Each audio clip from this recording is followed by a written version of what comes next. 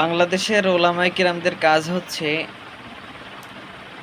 একটার পর একটা ইস্যু নিয়ে পেঁচ লাগাইতেই থাকা, মানুষকে সঠিক পথের দিশামূলক কোনো বক্তব্য না দেওয়া। সবচাইতে বেশি মাতাল, যেই বেশি সমস্যা যাদের মাথায়, যে সমস্ত আলেমদের, যেহেতু আপনি অনেক জ্ঞানী মানুষ, আপনার সামনে আমার এই কথাগুলো যাচ্ছে, শুনছেন, তো আমি আপনাকে বলছি যে বাংলাদেশের সবচাইতে মাথায় সমস্যা যেই ঘরানার আলেমদের, তা হচ্ছে রেজবিয়া তরিকার আলেম, যারা রেজবি নামে পরিচিত। আপনি ইউটিউবে বা ফেসবুকে যেখানেই হবে রেজবি নিয়ে লেখে আপনি সার্চ দিলেও আপনি পাইবেন। তাদের আকীদা, ঈমান, মানে বিশ্বাস, পড়াশোনা সব কিছুই আপনি তাদের সম্পর্কে জানতে পারবেন।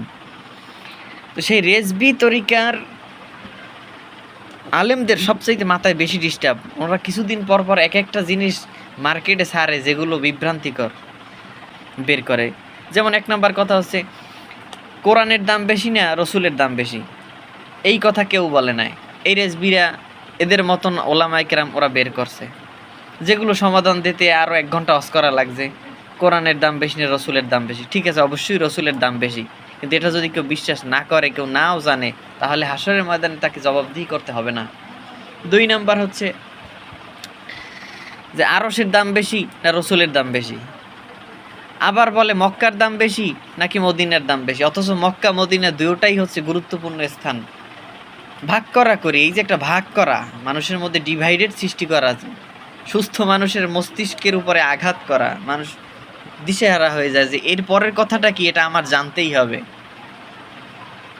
2 নাম্বার, সবচাইতে বেশি খারাপ লাগে যে বিষয়টা, বেশি অহেতুক কথা আমার কাছে মনে হয়েছে যে জিনিসটা, সেটা হচ্ছে নবীকে বিশ্ব নবী বলা যাবে কিনা, বললে ঈমান থাকবে কিনা।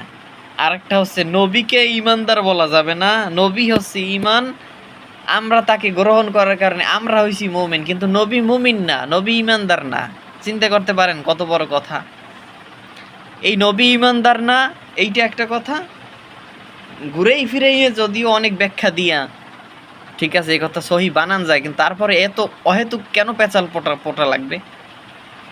এই পেঁচাল কেন করা লাগবে এত অহেতুক? আর হচ্ছে বিশ্ব নবী বলা যাবে না, নবীকে বলতে হবে মহাবিশ্ব নবী।